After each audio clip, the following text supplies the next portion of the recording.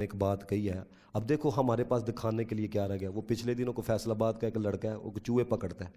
تو سارا میڈیا جڑا نا وہ کول پہنچیا ہے. سویرے گڈ مارننگ, یہ جو مارننگ کے شو ہوتے ہیں سویرے سویرے, انہوں بلایا جا رہا جی.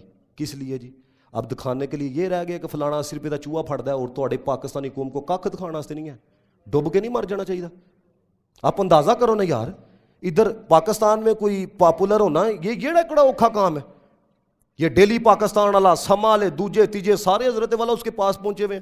کیا ہے جی؟ وہ چوہا پکڑتا ہے جی, اس نے کھڑکیاں رکھی ہوئی ہیں. اب دکھانے کے لیے صرف یہی کچھ رہ گیا. اب دیکھو نا وہ لوگ بھی, آپ کو پتا ہے آئی فون اس کا مین آفس جو ہے وہ انڈیا کے اندر کھل گیا ہے. الیکٹرانک کار جو ہے ایلان مسک کی جڑی کمپنی ہے اس کا وہاں پہ افتتاح ہو گیا. 17 لاکھ روپے کی کار انہوں نے حضرت والا انہوں نے اس کو وہاں پر بنایا ہے اور اس کو سیل کے لیے لگا دیا ہے. آپ اندازہ, ادھر یہ کچھ ہو رہا ہے, ادھر کیا ہے فلانا 80 روپے کا چوہا پکڑتا ہے. ڈوب کے یار ہم, آپ دیکھو آپ پاکستان میں رہتے ہو, ہم جب باہر جاتے ہیں نا جو لوگ اوورسیز پاکستانی ہیں وہ ہنستے ہیں, وہ کہتے ہیں تم ادھر رہتے ہو, یہ کچھ تو ہو رہا ہے. کیڑی قوم یار مجھے بتاؤ اس طرح عزت کماتی ہے؟ کوئی ہے, کوئی ہمیں کوئی شرم آتی ہوئے کہ یار یہ کیا دکھانے کے لیے ہمارے پاس کچھ رہ گیا ہے.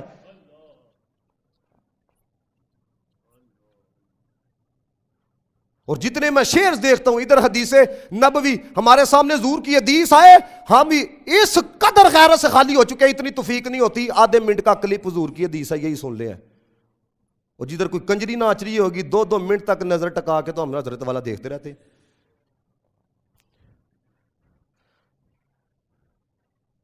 اللہ کے بندو خدا کے لیے خواجہ صاحب کی صرف آخری بات کروں گا, کیوں پھر اگلا جمعہ جو ہے وہ ہم نے مولا کائنات حضرت علی المرتضیٰ پہ پڑھانا. خواجہ معین الدین چشتی اجمیری رحمۃ اللہ تعالی, آخری بات کرنے لگا. آپ نے جڑا جملہ فرمایا نا وہ سنو. خواجہ بختیار کاکی کہتے ہیں میں پاس بیٹھا تھا تو ایک دن کہنے لگا یار رب کے قریب ہونے کے لیے نا, رب کے قریب ہونے کے لیے, رب کا قرب پانے کے لیے نماز سے اچھی شے میری نظر سے نہیں گزری ہے.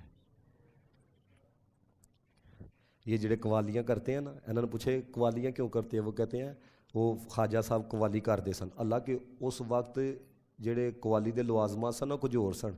قوالی دی گل آئی تے تسی خواجہ صاحب نو لے آئے ہو. تے خواجہ صاحب رحمت اللہ تعالی علیہ دا حال ہے سی, آپ فرماندے نے نماز پڑھیے تے رب دا قرب لبدا ہے. میں نے جتنی آپ کی زندگی پڑھی ہے میں نے کہیں پر نہیں یہ دیکھا وہ آکھدے ہون قوالی کر کے نچیے تے رب دا قرب لبدا ہے. ان لوگوں کو ہم نے صرف رکھ لیا, اپنی جڑی خواہش پوری کرنی ہوئے انہاں نو دلیل بنا لو ہے. خواجہ صاحب یہ کرتے تھے, چشتی سلسلہ چشتیہ کے لوگ یہ کرتے تھے, ایسا ہے کہ نہیں؟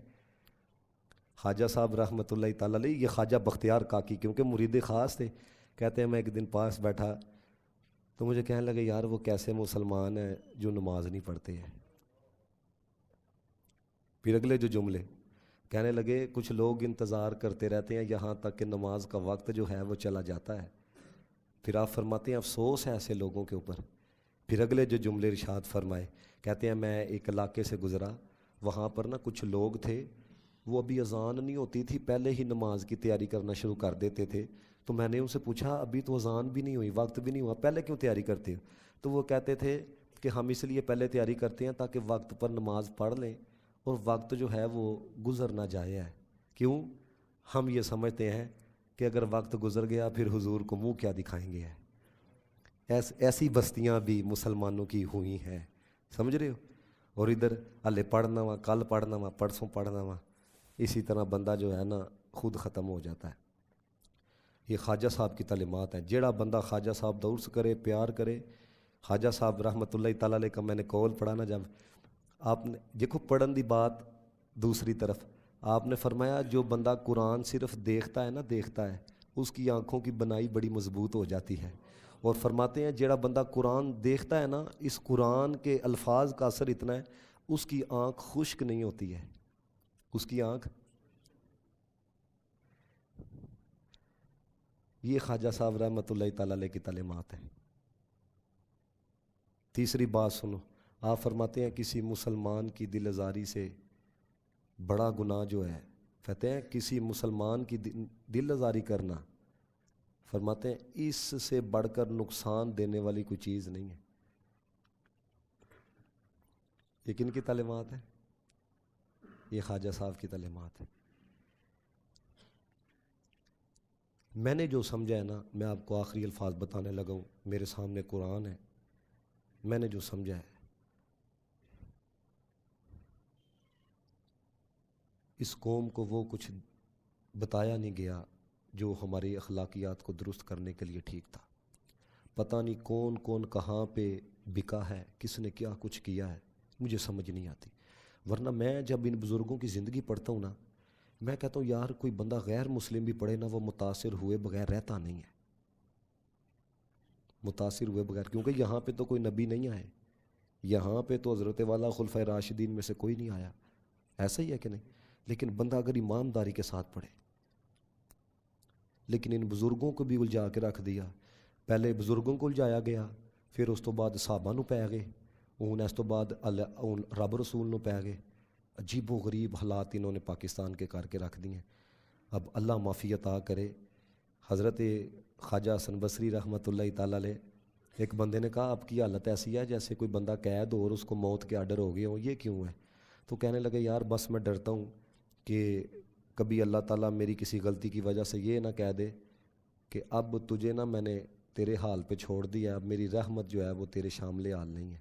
مجھے لگتا ہے ہماری قوم کا یہ حال ہو چکا ہے، ہمیں نا ہمارے حال پہ چھوڑ دیا گیا ہے۔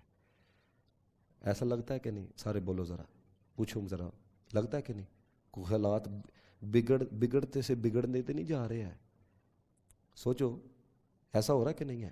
یعنی کہ ہم سمجھتے ہیں کہ یار چلو اگلے 5 سال پاکستان کے لیے اچھے ہوں گے، وہ اگلے حالات اس سے بھی بدتر ہے، پھر ہم سوچتے ہیں چلو یار اگلے حالات اس سے بہتر ہوں گے، وہ پھر حضرت والا وہی تماشا۔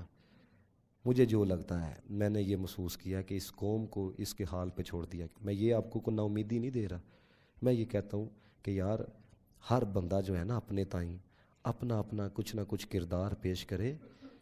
یہ معاشرے جو ہے نا افراد سے بنتے ہیں۔ کس سے بنتے ہیں؟ افراد سے ہے۔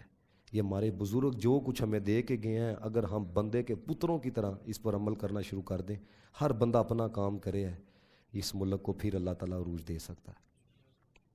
اللہ تعالیٰ اس ملک کو عروج عطا فرمائے، اور بزرگوں کی جو تعلیمات ہیں اللہ تعالیٰ ہمیں سیکھنے کی، عمل کرنے کی توفیق عطا فرمائے۔